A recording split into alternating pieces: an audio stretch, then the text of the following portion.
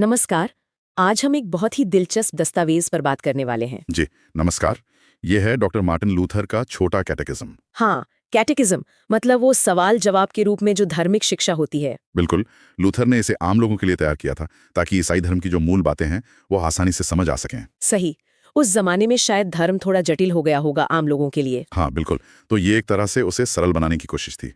और इसमें से भी हम खास तौर पर पहली खंड 10 आज्ञाओं पर ध्यान देंगे। जी, और उसमें भी दूसरी आज्ञा जो कहती है किसी प्रकार की मूर्ति पूजा मत कर। हाँ, ये आज्ञा तो काफी जानी पहचानी है। बिल्कुल। लेकिन आज हम ये समझने की कोशिश करेंगे कि लूथर के हिसाब से इस सीधी सी लगने वाली आज्ञा का मतलब असल में क्या था, कितना गहरा था। और इसमें दिलचस्प बात यह है कि लूथर आज्ञा देने के फौरन बाद खुद ही पूछते हैं, इसका क्या मतलब है? अच्छा। हाँ, जैसे वो पहले से ही जानते थे कि लोग इसका मतलब शायद पूरी तरह ना समझें या सिर्फ सतही तौर पर लें। हाँ, ये बात तो है। आमतौर पर तो यही लगता है कि भाई मंदिर में जो मूर्तियां हैं उनकी पूजा मत करो, पर लूथर का इशारा शायद इससे कहीं आगे था। बिल्कुल सही कहा आपने। लूथर की जो व्याख्या है वो कहती है कि इसका मतलब है ईश्वर का डर और उससे प्यार रखना। ये है बुनियाद। ईश्वर का डर और प्यार, ठीक है। और फिर वो आगे कहते हैं कि हमें ईश्वर का डर और प्यार रखना चाहिए ताकि हम किसी भी बनाई हुई चीज की पूजा या सेवा ना करें, ना उसका नाम लें, ना उसके सामने झुकें। एक मिनट, बनाई हुई चीज, ये शब्द अहम लग रहा है।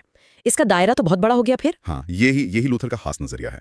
उनके लिए सिर्फ पत्थर या सोने की मूर्तियां ही मुद्दा नहीं थी। तो फिर क्या मतलब था उनका बनाई हुई चीज से? मतलब वो हर चीज जो इंसान ने बनाई है या जिसे इंसान ईश्वर से ज्यादा अहमियत देने लगता है, वो कुछ भी हो सकता है। जैसे? जैसे पैसा हो सकता है, ताकत, शोहरत, कोई विचारधारा, यहाँ तक कि कोई इंसान भी। अच्छा। कोई भी चीज जिस पर हम ईश्वर से ज्यादा भरोसा करने लगें या जिसकी वजह से हम ईश्वर को भूल जाएं, वो सब बनाई हुई चीज के दायरे में आ जाती है लूथर के हिसाब से। ओह, तो मतलब ये सिर्फ बाहर दिखने वाली मूर्ति की बात नहीं, ये तो दिल के अंदर की बात हो गई कि हमने ईश्वर की जगह किसको बिठा रखा है। एकदम सही, बिल्कुल। ये बाहरी कर्मकांड से ज्यादा अंदरूनी झुकाव, हमारी वफादारी की बात है। और लूथर इसका कारण भी बताते हैं। वो कहते हैं क्योंकि ईश्वर आत्मा है और जरूरी है कि उसकी उपासना करने वाले आत्मा और सच्चाई से उपासना करें। आत्मा और सच्चाई से उपासना करें। हाँ, मतलब ईश्वर को दिखावा नहीं चाहिए, उसे रस्में या चीजें नहीं चाहिए, उसे चाहिए सच्ची श्रद्धा, दिल की सच्चाई। तो उपासना का मतलब हुआ एक अंदरूनी रिश्ता, है ना? हाँ। बाहरी चीजों पर आधारित नहीं। बिल्कुल, ईश्वर के साथ आत्मा के स्तर पर जुड़ना। ये आत्मा और सच्चाई से उपासना सुनने में बहुत गहरा है।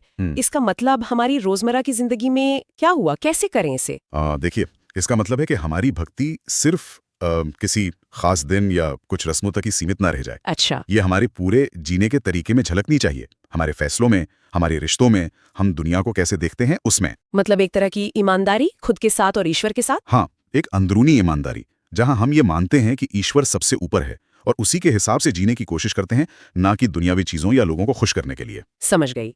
तो लूथर की ये जो दूसरी आज्ञा की व्याख्या है, वो असल में हमें एक तरह से आत्मनिरीक्षण के लिए कह रही है। बिल्कुल। कि हम जांचें कि हमारी प्राथमिकताएं क्या हैं। कहीं हमने ईश्वर की जगह किसी और बनाई हुई चीज को तो नहीं दे दी है। बिल्कुल।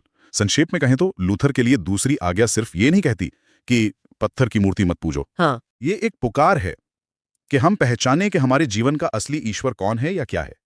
क्या वो सचमुच वही ईश्वर है जिसे हम मानते हैं, या हमने अपनी कोई बनाई हुई चीज, अपनी कोई इच्छा, अपना कोई डर, अपना कोई लक्ष्य, उसको ईश्वर बना लिया है।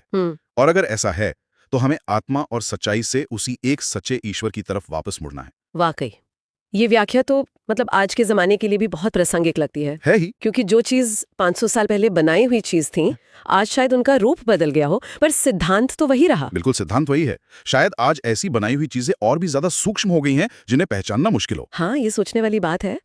तो फिर सवाल ये उठता है कि आज के दौर में हमारे समाज में या शायद हमारी अपनी निजी जिंदगी में वो बनाई हुई चीजें क्या हो सकती हैं जिनकी हम अनजाने में ही पूजा कर रहे हों, जिन्हें हमने ईश्वर से ज्यादा महत्व दे रखा हो। ये एक बहुत अच्छा सवाल है। इस पे शायद हमारे सुनने वाले भी सोच सकते हैं। बिल्कुल, ये सोचने के लिए एक अच्छा बिंदु